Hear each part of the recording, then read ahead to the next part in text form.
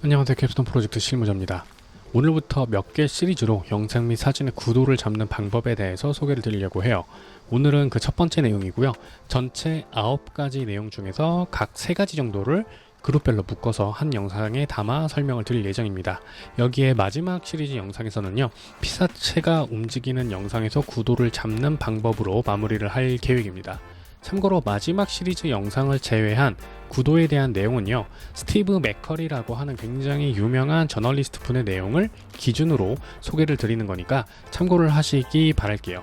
그리고 이 구도라는 게 뭔가 말로 설명하면 좀 어려운 부분이 있습니다. 사실 아마 대부분의 촬영을 하시는 분들도 이거를 느낌적인 느낌과 경험을 통해서 몸으로 체득한 거기 때문에 설명을 굉장히 잘 하기가 어렵다고 생각이 되고요. 그거는 저도 포함이 됩니다. 하지만 최대한 설명을 잘 드려보려고 노력을 한번 해볼게요. 그러면은 영상 시작해 보도록 하죠. 첫 번째는 3등분 구도에 관한 내용입니다.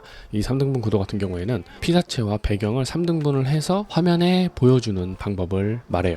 3등분 같은 경우에는 수직 또는 수평으로 머릿속으로 선을 그려서 피사체의 구도를 잡아주시면 됩니다. 지금 화면에 보이시는 풍경 같은 경우에는요, 경계가 어느 정도 또렷하고 그리고 3등분으로 나누기에 적합한 구도라고 보시면 되는데, 이거를 구도로 표현하면 이렇게 보여질 수가 있게 됩니다.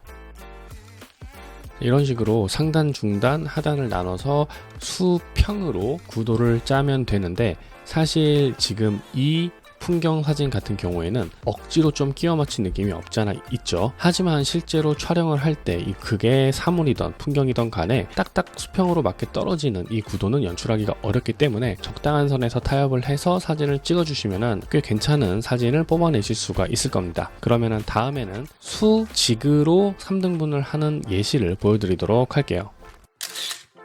자, 이번에는 풍경이 아니라 실내로 들어왔습니다. 이 지금 실내 사진 같은 경우에는 다른 공간으로 넘어가는 이 공간 사이의 벽을 기준으로 해서 수직으로 3등분을 나눌 수 있게 되는데, 나누게 되면 이런 형태로 구도를 나눠볼 수가 있겠죠. 자, 지금 화면에 보시는 빨간 선 보이시죠? 이 빨간 선을 기준으로 봤을 때 빨간 선이 이전 사진과는 다르게 수직으로 뻗어 있게 되고, 이 수직으로 뻗은 가이드라인을 기준으로 해서 구도를 잡아주시면 간단하게 이런 느낌의 촬영을 진행을 할 수가 있게 됩니다. 자, 그러면 이어서 3등분으로 나눈 2가지 예시도 빠르게 보면서 이런 식으로도 구도를 잡을 수 있구나라는 걸 보여드리도록 할게요. 여기선 별다른 설명 없이 바로 진행해 보도록 하겠습니다.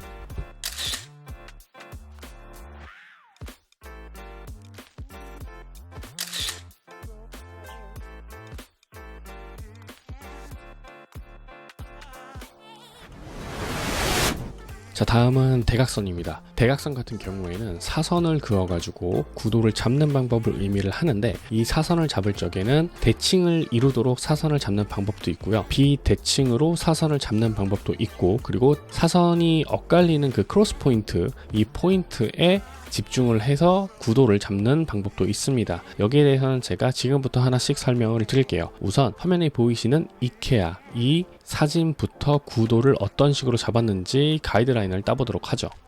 자, 보이시는 이 가이드라인 같은 경우에는요, 건물과 그 다음에 그 하단에 있는 계단을 기준으로 해서 약간의 대칭을 이루는 식으로 구도를 잡은 사진이라고 보시면 될 것 같습니다. 이렇게 대각선으로 대칭점을 이뤄서 구도를 잡게 되면요, 대각선이 주는 다이나믹한 느낌, 불안정하면서 다이나믹한 느낌은 좀 줄지만 안정적인 느낌으로 대각선으로 구도를 잡은 사진 또는 영상의 느낌을 표현할 수가 있게 되는 겁니다. 그리고 같은 방법으로 대각선으로 구도를 잡고 대칭을 이룬 사진 하나 더 보도록 하겠습니다. 아마 이 사진 보시면 조금 더 이해가 쉬우실 것 같아요.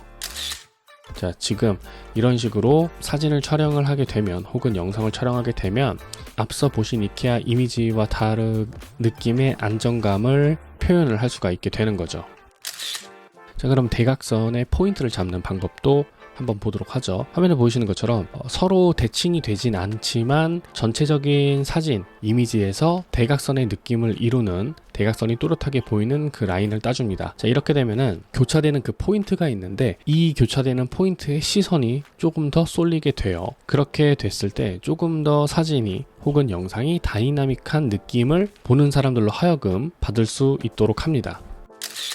그런데 이러한 대각선으로 구도를 잡는 방법 같은 경우에는요, 작은 물체보다는 조금 더 야외에서 건축물을 촬영을 할 적에 구도를 굉장히 이런 식으로 많이 잡는 모습을 볼 수가 있습니다. 아마 화면에 보이시는 이러한 사진류들은 인스타그램이라든가 혹은 잘 찍은 건축물 사진에서 흔히 볼 수 있는 그러한 구도라고 생각을 해주시면 될 것 같아요. 그래서 대각선 같은 경우에는 작은 물체, 좁은 공간에서 사용하기보다는 이렇게 널찍하고 큰 공간에서 포인트를 잡기 위한 구도로서 사용이 된다, 이렇게 이해를 해주시면 될 것 같습니다.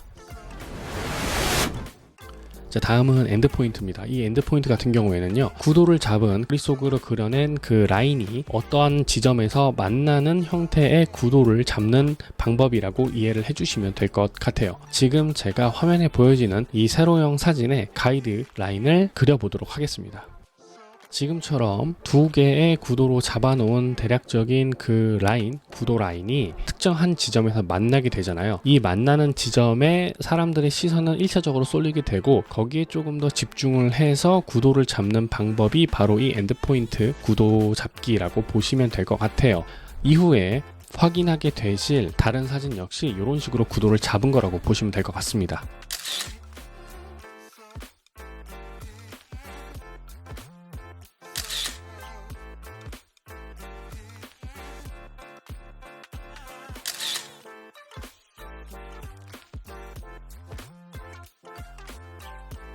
지금까지 캡스톤 프로젝트 실무자가 영상 혹은 사진의 구도를 잡는 방법 3가지를 소개를 드렸습니다. 앞으로 남은 내용은요, 총 7개 정도가 되고요. 이 7개 내용 역시 지금과 같은 방법 혹은 조금 더 나은 방법을 통해서 소개를 드려보도록 할게요. 오늘의 영상이 여러분들의 비디오 라이프 혹은 사진 라이프에 도움이 되었길 바라며 마치도록 하겠습니다. 지금까지, 그리고 앞으로도 저는 캡스톤 프로젝트 실무자입니다. 감사합니다.